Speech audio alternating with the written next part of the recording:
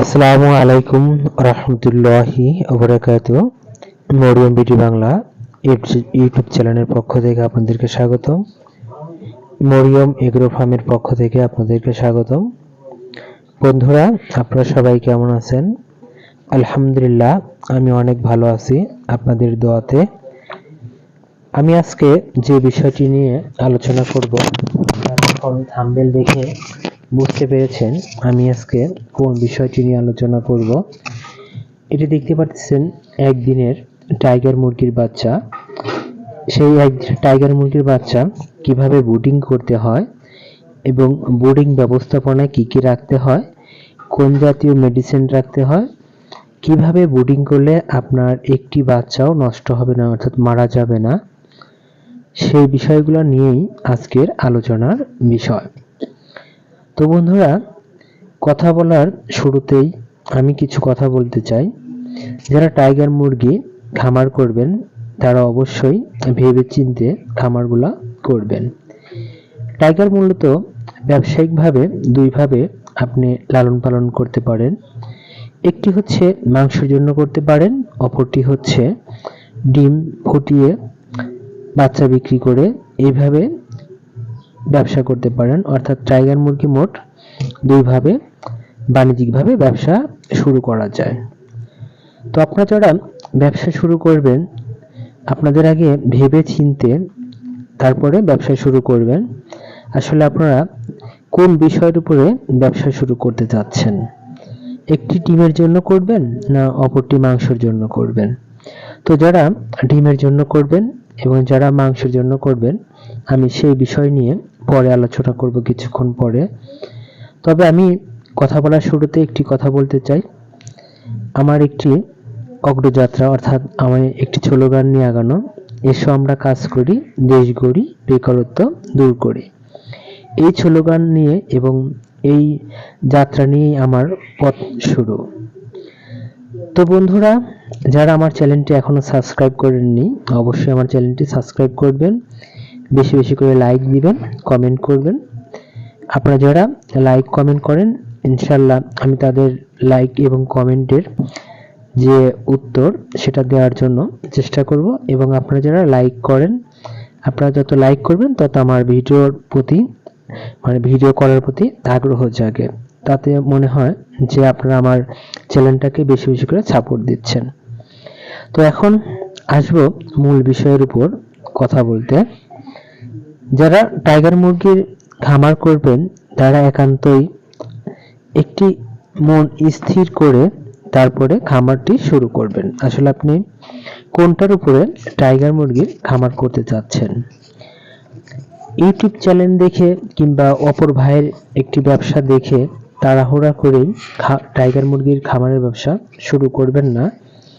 এতে দেখা যাবে আপনার লাভের চাইতে লসের সংখ্যাটাই বেশি হবে। আপনারা টাইগার মুরগির যে ব্যবসাটি করবেন সেটি আগে চিন্তা ভাবনা করে তারপর শুরু করবেন। তো আপনারা দেখতে পাচ্ছেন এখানে আমার একদিনের টাইগার মুরগির বাচ্চা আমি ইনকিউবেটর থেকে বের করে আপনার ব্রুডিং ঘরে রেখেছি। তো আমার আজকে ইচ্ছা ছিল যে আমি আসলে টাইগার মুরগির বাচ্চা ব্রুডিং ঘরটা কিভাবে তৈরি করি, কিন্তু সময়ের অভাবে, অধিক কাজের চাপে আমি পুরো কাজটি আপনাদের ভিডিও করে দেখাইতে পারিনি। অর্থাৎ ব্রুডিং ঘর যখন তৈরি করেছি, বাচ্চা যখন রেখেছি, তারপরে আমি সময় পেয়েছি, সেই সময়ের প্রেক্ষিতে ভিডিওটা করে আমি আপনাদের মাঝে ছেড়ে দিয়েছি এবং আপনারা তা দেখতে পাচ্ছেন। তো আমি যখন ইনকিউবেটর থেকে বাচ্চা বের করে আমার ব্রুডিং ঘরে রাখলাম, ব্রুডিং ঘরে রাখার পর বাচ্চাকে আমি 1 ঘন্টা পানি এবং খাবার কোনো কিছুই দেইনি। না দেওয়ার কারণটি হচ্ছে, আপনারা যারা মেশিন থেকে বাচ্চা বের করবেন, চেষ্টা করবেন ইনকিউবেটর থেকে যখন বাচ্চা বের করবেন, বাচ্চা যখন ফুটবে তার 6 থেকে 7 ঘন্টা পরে বাচ্চাগুলা বের করবেন। আপনারা কেন বাচ্চাগুলা 5 থেকে 6 ঘন্টা পরে বের করবেন, আমি এর গোপন তথ্যটা ভিডিওর শেষে বলে দিব। আর এই গোপন টিপসটা যদি মানতে পারেন তাহলে আপনার একটি বাচ্চাও নষ্ট হবে না ইনশাল্লাহ একটি বাচ্চাও মারা যাবে না যদি এই গোপন টিপসটা আপনারা জানতে পারেন। আমি যখন বাচ্চা ইনকিউবেটর থেকে বের করেছি, ইনকিউবেটর থেকে বের করে আমার বোর্ডিং ঘরে রেখেছি। বোর্ডিং ঘরে রাখার 1 ঘন্টা পরে আমি পানি দিয়েছি। তো অনেকেই দেখা যায় যে লাইসোবিট ব্যবহার করে, কিন্তু আমার খামারের ক্ষেত্রে, আমার বোর্ডিং এর ক্ষেত্রে আমি লাইসোবিটটি কম ব্যবহার করে থাকি। আমি এই ক্ষেত্রে রেনাসি পাউডারটি ব্যবহার করে থাকি বেশি। রেনাসি পাউডারটি ব্যবহার করার একটি কারণ হচ্ছে, কারণ মুরগির বাচ্চা যখন ইনকিউবেটর থেকে বের হয়, অর্থাৎ কুসুম থেকে বের হয়, এর যে পেটের ভিতরে কুসুমটা থাকে, ওই কুসুমটা পেটের মধ্যে কাঁচা অবস্থায় থাকে, শুকাইতে একটু সময় নেয়। তো আপনারা যারা রেনাসি পাউডারটি ব্যবহার করবেন, অনেক সময় দেখা যায় যে আপনার গরমের সময় হোক, শীতের সময় হোক, দেখা যায় একটু মাছির উৎপাতটা বেশি থাকে। তো ওদের নাভিটা কাঁচা থাকার কারণে ওই যে আপনার মশা বলেন, মাছি বলেন, এই কাঁচা নাভির উপরে পড়ার সম্ভাবনা থাকে। এ থেকে দেখা যায় যে পড়লে পরে এদের জীবাণুটা ছড়িয়ে যায়। সেক্ষেত্রে দেখা যায় যে আপনার পাখি হোক, মুরগি হোক, একটু সমস্যার মধ্যে পড়ে যায়। দেখা যায় যে বেশিরভাগ পাখি এই কারণে মারা যেতে পারে। তো সেক্ষেত্রে আপনারা অবশ্যই রেনাসি পাউডারটি ব্যবহার করবেন।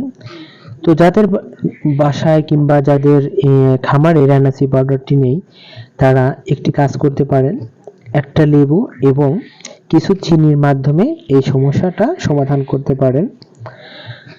তো যারা রেনাসি পাউডার থাকবে না, লেবু এবং আপনার চিনি ব্যবহার করবেন, সেক্ষেত্রে নিয়ম হচ্ছে 1 লিটার পানির মধ্যে একটা লেবুকে আপনার রস চেপে বের করে 1 লিটার পানির মধ্যে 2 চা চামচ লেবুর রস দিবেন এবং 1 লিটার পানির মধ্যে 50 গ্রাম চিনি ব্যবহার করবেন। আপনারা যদি এই নিয়মটি ফলো করেন, ইনশাল্লাহ রেনাসি পাউডারের যে ব্যবহার, যে উপকারিতা আপনারা এটার মধ্যে পেয়ে যাবেন। আর যারা রেনাসি পাউডার ব্যবহার করেন, তাদের জন্য একটি বিষয় হচ্ছে, আপনারা যারা রেনাসি পাউডার ব্যবহার করবেন, অবশ্যই 1 লিটার পানির মধ্যে 1 গ্রাম অথবা 2 গ্রাম দিতে পারেন। তবে আমি আমার খামারে যে কাজটা করে থাকি, আমি 1 লিটার পানির মধ্যে 2 গ্রাম রেনাসি পাউডার ব্যবহার করে থাকি। দেখা যায় যে এতে আমার বাচ্চার ব্রুডিং ব্যবস্থার যে প্রথম ধাপ, এটি খুব ভালো থাকে, অর্থাৎ এদের নাভি শুকানোর কাজটা খুব ভালো হয়। তো যখন আপনারা রেনাসি পাউডারটি ব্যবহার করবেন, অর্থাৎ পানি দিবেন, তার 1 থেকে 1.5 ঘন্টা পর আপনারা তাদেরকে খাবার দিবেন। খাবারের বিষয়টা হচ্ছে, যারা নারিশ কোম্পানির ফিড ব্যবহার করেন, তারা অবশ্যই পি স্টার্টার ফিডটি ব্যবহার করবেন। আর যাদের এখানে নারিশ কোম্পানির ফিড নেই, তারা অন্য যে কোনো ফিড, শুধু তীর কোম্পানির ফিড, অর্থাৎ অনেকেই দেখা যায় যে সস্তা খুঁজতে গিয়ে তীর কোম্পানির ফিড 60 টাকা দামেরটা নিয়ে এসে খাওয়ায়, দেখা যায় যে বাচ্চার আমাশা হয় এবং গ্রোথটা কমে যায়। আপনারা তীর কোম্পানির ফিড ছাড়া যে কোনো কোম্পানির ফিড অর্থাৎ ব্যবহার করতে পারেন। তবে ছোট বাচ্চার ক্ষেত্রে আপনাদেরকে অবশ্যই একটি জিনিস খেয়াল রাখতে হবে, আপনারা যারা বর্ডার স্টার্টার বলেন, সোনালী স্টার্টার বলেন, মানে যে ব্যবহার করবেন, সেক্ষেত্রে অবশ্যই আপনাদের ফিডটাকে গুঁড়া করে নিতে হবে। আর যদি নারিশ কোম্পানির ফিড থাকে, অর্থাৎ পি স্টার্টার ফিডটি থাকে, তাহলে আর গুঁড়া করতে হবে না। কোম্পানি ওইভাবে আপনাদের তৈরি করে দিয়েছে যাতে আর কোনো প্রবলেম না হয়। আপনারা যখন খাবার দিবেন, খাবার দেবার কিছুক্ষণ পর দেখবেন এরা যে খাবারটা খাবে, সেই খাবারের মধ্যে অনেক সময় দেখা যায় যে পায়খানা করে কিংবা খাবারটা নষ্ট করে ফেলে। যদি পারেন চেষ্টা করবেন আপনারা যে পেপারটা দেন, সেই পেপারটা তুলে ফেলতে, অর্থাৎ 2 থেকে 3 ঘন্টা পরে পেপারটা তুলে ফেলে নতুন পেপার দিবেন। দেখবেন যে 2-3 ঘন্টার মধ্যে আপনার বাচ্চাগুলা একটু চঞ্চল হয়ে গেছে, সচ্ছল হয়ে গেছে। এই পেপারটি চেঞ্জ করে নতুন পেপার দিবেন এবং তখন আর পেপারের উপরে খাবার দিবেন না। আসলে মূলত পেপারের উপরে আমরা খাবার দিতে কেন নিষেধ করি, সেটার কারণ হচ্ছে, পেপারের উপরে যখনই খাবার দিবেন ওরা পায়খানা করবে, খাবার খাবে, এতে আপনার মুরগির সালমোনেলা হওয়ার সম্ভাবনাটা বেশি থাকবে। তো সেক্ষেত্রে অবশ্যই আপনারা একটু চেষ্টা করবেন পেপারটাকে চেঞ্জ করে দেওয়ার জন্য। যদি পারেন আপনারা প্রতিদিন অন্তত পক্ষে 2 থেকে 3 বার পেপারটি চেঞ্জ করে দিবেন। কিন্তু প্রথম দিন আপনাকে একটু কষ্ট করতে হবে অবশ্যই। আপনি 2 থেকে 3 ঘন্টা পর পরই আপনি হচ্ছে পেপার চেঞ্জ করে দিবেন। তো আপনারা যারা একদিনের যে ব্যবস্থাপনা অর্থাৎ আপনারা রেনাসি এবং যে ছোট পাউডার ছোট ফিড দিয়ে ব্যবহার করবেন, তারপরের দিন দ্বিতীয়ত দিন অর্থাৎ আমরা যারা খামারি যারা বোর্ডিং ব্যবস্থাপনা করে থাকি, এক্ষেত্রে দেখা যায় যে আমরা 5 দিন সর্বোচ্চ অ্যান্টিবায়োটিক ব্যবহার করে থাকি।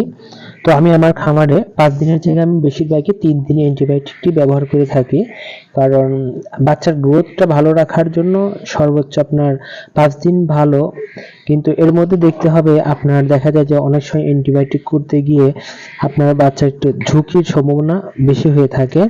তবে সেক্ষেত্রে আপনারা 3 দিন অ্যান্টিবায়োটিক ব্যবহার করার পরে 2 দিন গ্যাপ দিয়ে আবার 2 দিন অ্যান্টিবায়োটিক করবেন, দেখবেন বাচ্চার গ্রোথটা ভালো থাকবে, যেটা আমি আমার খামারে সচরাচর ব্যবহার করে থাকি। এখন আমি আপনাদেরকে বলবো আসলে কোন কোন জাতীয় অ্যান্টিবায়োটিক ব্যবহার করলে আপনার খামারের একটি মুরগির বাচ্চাও মারা যাবে না। আমি আমার খামারের যে অ্যান্টিবায়োটিকগুলো ব্যবহার করে থাকি আমি সেই অ্যান্টিবায়োটিকগুলাই আমি আপনাদেরকে বলবো। তো বন্ধুরা, আপনারা যারা এই একদিনের বাচ্চা ব্রুডিং করবেন সেক্ষেত্রে অবশ্যই একটি জিনিস খেয়াল রাখতে হবে, সেই জিনিসটি অবশ্যই আপনাদেরকে মেনে নিতে হবে, না হলে কিন্তু আপনার ব্রুডিং ব্যবস্থা খুবই খারাপ হবে। আপনারা যারা যখন ব্রুডিং এ বাচ্চা রাখবেন অবশ্যই কিছু কাগজ কিংবা একটি কাপড় দিয়ে ব্রুডিংটাকে পুরোটাকে ঢেকে দিবেন, অল্প একটু জায়গায় ফাঁকা রাখবেন যাতে এদের অক্সিজেনটা আসা যাওয়া করতে পারে, তাপমাত্রা যেন ঠিক থাকে। তো ব্রুডিং ঘরের যে তাপমাত্রাটা লাগবে সেটি সর্বনিম্ন হচ্ছে 37.5। 37.5 থাকলে আপনার ব্রুডিং ব্যবস্থাপনাটা খুব ভালো হবে। যদি এর অতিরিক্ত হয় অর্থাৎ 37.7 হলেও একদিন পর্যন্ত সমস্যা নেই, কিন্তু 37 পয়েন্টের নিচে আপনারা প্রথম দিন রাখবেন না, তাহলে দেখা যাবে যে পাখির কিংবা মুরগির ঠান্ডা লাগার সম্ভাবনাটা বেশি থাকবে। তো আপনারা যাদের একদিনের ব্যবস্থাপনা চলে গেল অর্থাৎ রেনাসি পাউডার এবং আপনারা যে ফিড ব্যবহার করবেন এটার ব্যবস্থা যখন চলে গেল, দ্বিতীয় দিন অর্থাৎ আপনারা দ্বিতীয় দিন যে মেডিসিনটি ব্যবহার করবেন এটি হচ্ছে 3টা অ্যান্টিবায়োটিক মিলে একত্রিত করেই আপনাকে পিট 3 দিন ব্যবহার করতে হবে। তবে সর্বোচ্চ ভালো 5 দিন পর্যন্ত আপনারা অ্যান্টিবায়োটিক চালাতে পারেন। তো প্রথমত যে আপনি অ্যান্টিবায়োটিকটি ব্যবহার করবেন আমি রেনাটা কোম্পানির রেনামক্স ব্যবহার করে থাকি। তো আপনারা যারা ব্যবহার করতে পারেন আপনাদের যে এলাকা ভিত্তিক যেখানে যে অ্যান্টিবায়োটিকটি পাওয়া যায় সেই অ্যান্টিবায়োটিকটি ব্যবহার করবেন। তো আমি আমার খামারে রেনাটা কোম্পানির রেনামক্স ব্যবহার করে থাকি রেনাপিএস এবং লিমোফক্সাসিন, এই 3টে ওষুধ একত্রিত করে আমি এদেরকে প্রথম দিন দিয়ে থাকি অর্থাৎ সকালে দিয়ে থাকি। আবার যখন সকালে দিলেন দুপুরবেলা আমি বেশিরভাগই আপনার ঠান্ডার কোর্সটা করে থাকি অর্থাৎ ঠান্ডার ওষুধটি দিয়ে থাকি। ঠান্ডার ক্ষেত্রে দেখা যায় যে যদি শীতের তাপমাত্রা বেশি থাকে তাহলে অবশ্যই মাইক্রোনিউট্রি ওষুধ ব্যবহার করবেন, এবং গরমের দিনে আমি আমার খামারে ডক্সিভেট ওষুধটি ব্যবহার করে থাকি। আসলে মূলত অ্যান্টিবায়োটিকের পাশাপাশি আমি ঠান্ডার কোর্সটা কিসের জন্য করি, দেখা যায় যে আপনারা যারা বাচ্চা ব্রুডিং করেন তাপমাত্রা দেখা যায় যে একটু 19-20 থাকে, দেখা যায় যে আপনার যে বাচ্চাগুলা একটু সবল সেই বাচ্চাগুলা লাইটের কাছে এসে যে শরীরে যে যতটুকু তাপমাত্রা প্রয়োজন ততটুকু নিয়ে যাচ্ছে, এবং বাকি যে দুর্বল বাচ্চাগুলা দেখা যায় যে এরা দূরে থাকার কারণে তাপমাত্রাটা একটু কম পায়।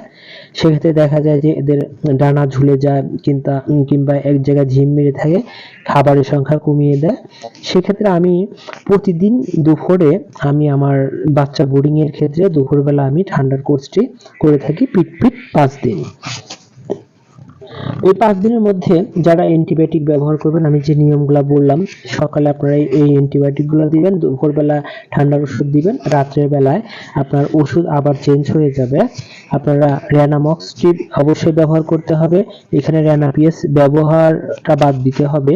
আপনারা এখানে রেনাপিএস বাদ দিয়ে রেনাডাব্লিউএস এখানে যোগ করতে পারেন, কিংবা হচ্ছে আপনার প্রথমে রেনামক্স নেবেন, তারপর রেনাপিএসটি বাদ দিয়ে এখানে লিমোফক্সাসিন নিতে পারেন এবং রেনাডাব্লিউএসটি নিতে পারেন। তবে সেক্ষেত্রে দেখা যায় যে বেশিরভাগ ক্ষেত্রে আমরা রেনামক্স এবং লিমোফক্সাসিনটি ব্যবহার বেশি করে থাকি।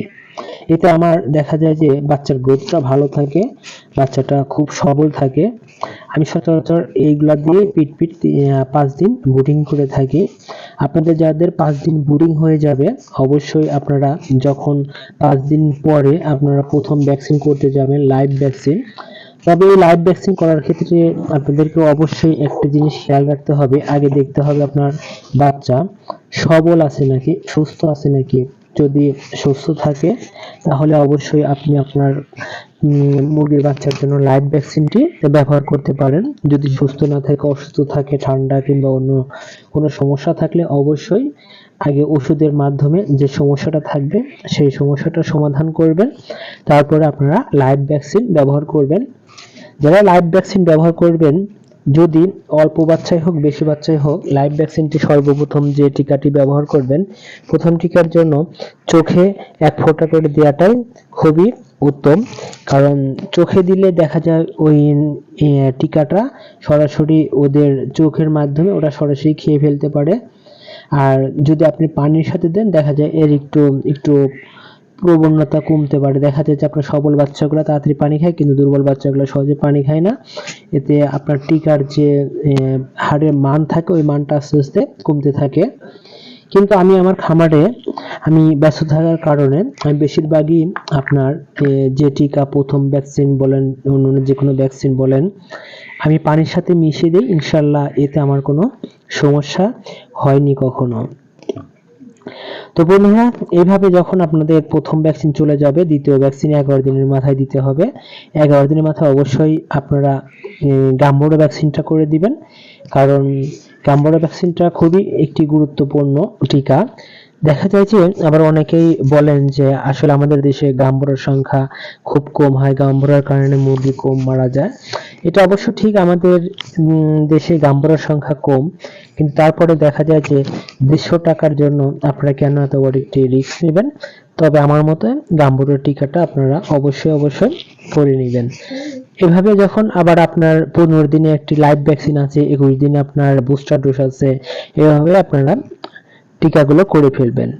তবে যারা মাংসের জন্য টাইগার মুরগি লালন পালন করবেন, তারা অবশ্যই এই 3টি টিকার মাধ্যমেই আপনারা লালন পালন করবেন, আর দ্বিতীয়ত কোনো টিকার প্রয়োজন নেই।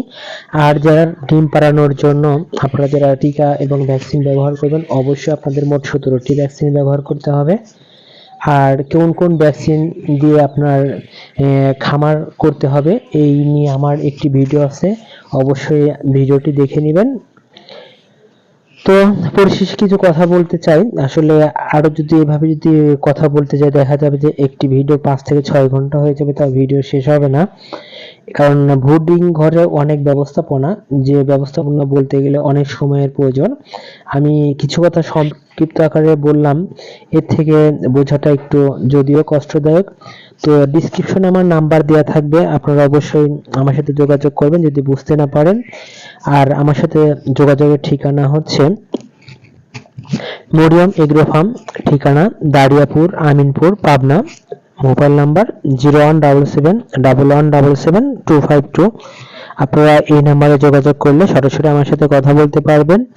আপনারা সবাই জানেন আমার এখানে শুধু টাইগার মুরগির বাচ্চা না, আমার এখানে দেশি মুরগির বাচ্চা পাবেন, ফার্মি মুরগির বাচ্চা পাবেন, কোয়েল পাখির বাচ্চা পাবেন এবং রানিং কোয়েল পাখির ডিম পাবেন। আপনারা যে কোনো বয়সের কোয়েল পাখি, দেশি মুরগি, টাইগার মুরগি, ফার্মি মুরগি এইসব জাতীয় আমার কাছ থেকে সংগ্রহ করতে পারবেন। এবং যাদের বীজ ডিমের প্রয়োজন হয় আমার সাথে যোগাযোগ করবেন। ইনশাল্লাহ আমি আপনাদের যতটুকু পারি, আমার সাধ্যতে যতটুকু করলাম ততটুকু আপনাদেরকে সংগ্রহ করে দিতে পারবো।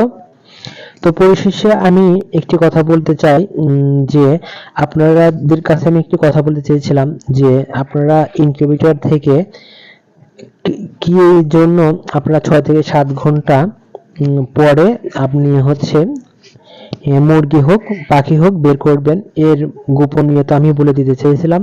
ইনশাল্লাহ আমি সেই বিষয়টি এখন বলবো। আপনারা এই জন্যই 6 থেকে 7 ঘন্টা পরে বের করবেন, কারণ পাখি হোক মুরগি হোক এদের কুসুমটা পরিপূর্ণভাবে পেটের মধ্যে যাবার পরে দেখা যায় যে পাখিটা ধুম মারে বসে থাকে। পাখি হোক মুরগি হোক নড়াচড়া খুব কম করে। এদের কুসুমটা দেখা যাবে যে 5 থেকে 6 ঘন্টার মধ্যে শুকিয়ে যাবে। আর যখন পেটের মধ্যে থেকে কুসুমটা শুকিয়ে যাবে দেখবেন বাচ্চাগুলো খুব সবল থাকে, সুন্দর থাকে।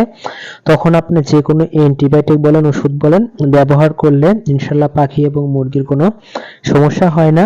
তো পরিশেষে আরেকটি কথা বলতেছি, আপনারা সবাই আমার জন্য দোয়া করবেন, আমার খামারের জন্য দোয়া করবেন, আমিও আপনাদের জন্য দোয়া করি। আর যারা আমার চ্যানেলটি এখনো সাবস্ক্রাইব করেননি অবশ্যই আমার চ্যানেলটি সাবস্ক্রাইব করবেন। তো বন্ধুরা, আমি আর কথা বেশি বাড়াবো না। আর বেশি কথা বলতে গেলে দেখা যায় যে অনেক সময় আপনারা বিরক্ত বোধ করেন। তবে আমি আমার খামারে যে ওষুধগুলা প্রয়োগ করে থাকি সেই বিষয় নিয়েই আলোচনা করলাম। যদি আমার আলোচনার মধ্যে যদি কোনো ভুল ভ্রান্তি থেকে থাকে, আমার ট্রিটমেন্টের মধ্যে যদি কোনো ভুল ভ্রান্তি থেকে থাকে, আপনারা অবশ্যই যদি কোনো ভালো একজন অভিজ্ঞ খামারি হন আমাকে বলবেন, কমেন্ট করবেন কিংবা সরাসরি আমাকে ফোনে বলবেন। ইনশাল্লাহ আমি আপনাদের কাছ থেকে কিছু কথা শিখে যেন আমি অগ্রসর হতে পারি এবং আপনাদের কাছ থেকে কিছু বুদ্ধি নিয়ে আরো কাজের দিকে আগাইতে পারি।